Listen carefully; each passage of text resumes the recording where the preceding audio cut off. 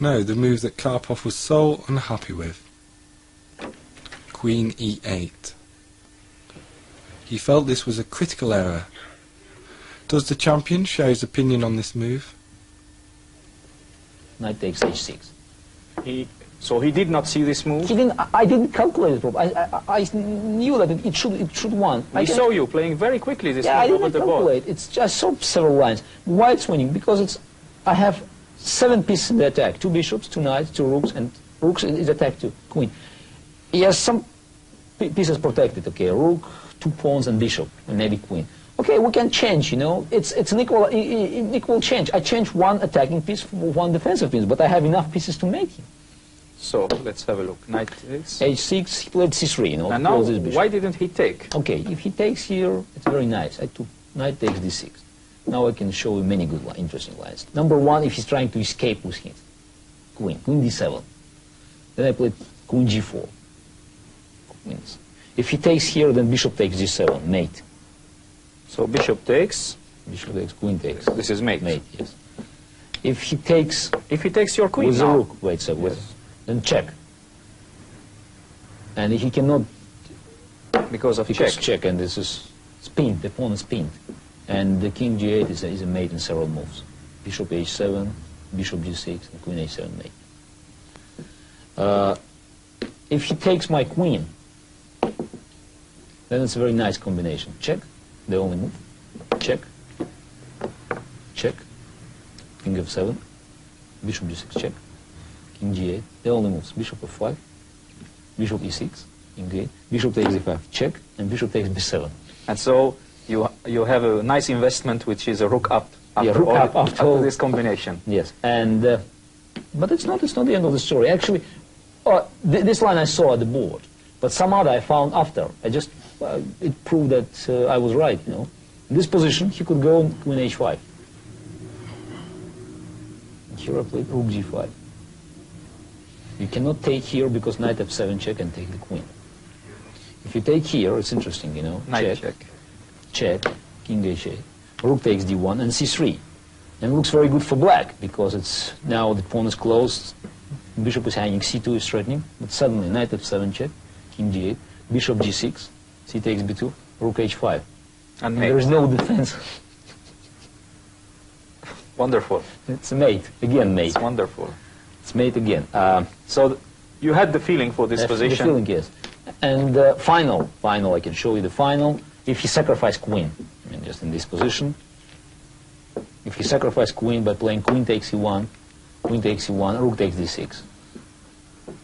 Then I played queen e4, threatening mate, knight d3, queen h4 check, king g8, bishop takes g7, and queen g4.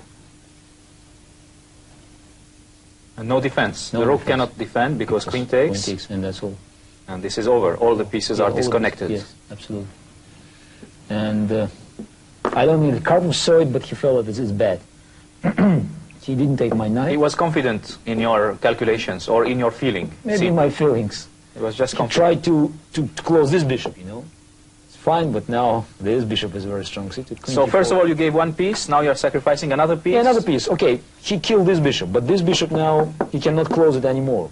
And he gave you some tempi, which is important in chess. Yes, absolutely. And I still have 6 pieces. So 6 instead of 7. This is not a big loss. But no, there's no pawn, you know. But 1 defender less, as you said before. So instead of 5, now 4 defenders. Yes, and it's not enough. He played bishop c8, trying to have some play. Queen h4 check. If he goes king g8, then simply king h2 and no defense, knight g5. Knight g5 and then queen h7. And mate. Yes. Mate. He's trying to stop me. Rook h6, take, king h2. Very strong move. An important move, you know. Now my knight can go because rook is hanging without check. Queen e5, knight g5, king f6, queen f6, rook e8. Now I have only 5 pieces in attack, but you know, just 3 defenders left. And it's just 5 very powerful. So it was 7-5, 6-4, and now 5-3. 5-3, yes. 5-3, yes. And so anyway, still the proportion is still very difficult. Yeah, but 5-3 is much more dangerous than 7-5. You know? And for instance, any move If we got bishop b7 here, then it says I have the same combination, but mate. Immediately. Immediately. He made the only move just to avoid the mate in 3, but anyway, it's here I play this very nice move. Queen takes h6. This is fantastic, because in a world championship, it is very unusual to have queen sacrifices. Yes, queen sacrifices. Yes, this is true. Queen takes h6, knight f7 check. Queen g6, and here it's unforgivable mistake. You know, you should take with the rook. Yeah, I know, but I just wanted to take all his pieces, you know, from the board. Because after rook takes g6, it's a mate. You would mate him just by removing the rook next move. Yes, this is true. Knight e7, then I took on e7, bishop takes e7, and rook g. And rook mate. Here, checkmate, because no square for the king, and it is mated with the bishop. Yeah, unfortunately, this bishop could... Okay, I took his queen with the bishop. And I think the rest is just... Okay, I have an extra rook again. We are now about to witness the magic of Garry Kasparov.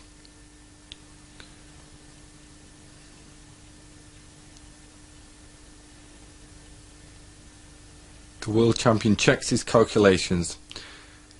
It's really important to be accurate at a time like this.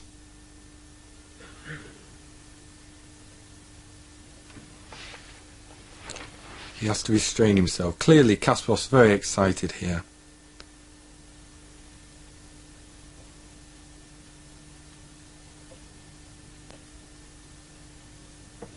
One last check.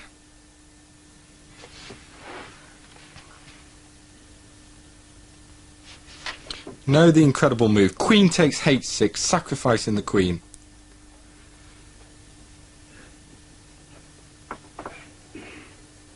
The time control's reached, and Kasparov lends Karpov his score sheet to copy up.